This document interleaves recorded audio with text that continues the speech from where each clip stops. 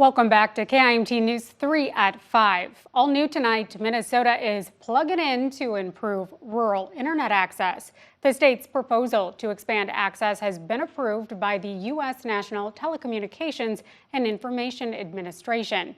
It's called the Broadband Equity Access and Deployment Program, or BEAD for short.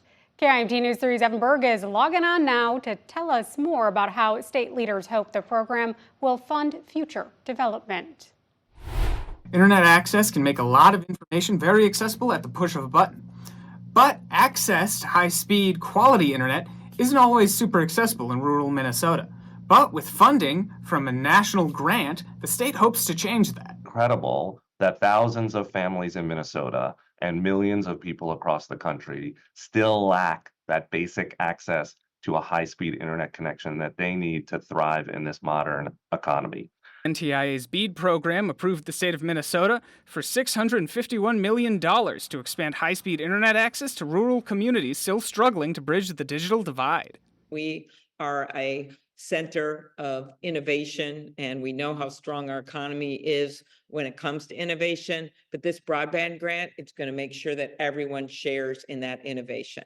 Once the funds have been deployed, any remaining funding, after it's been rolled out, will be available for use encouraging internet adoption, training, and use in workforce development programs, among other uses. And so it is great to be here today to celebrate the fact that NTIA has now approved Minnesota's BEAD initial proposal. In total, BEAD has around $42 billion in federal grant money to allocate towards states that want to increase their rural broadband access. And with this latest round of disbursements, Minnesota will be well on its way to improving broadband access here as well. In Rochester, Berg, KIMT News 3. Minnesota isn't alone in this latest batch of disbursements, with Georgia, Iowa, and South Carolina also approved as grant recipients today.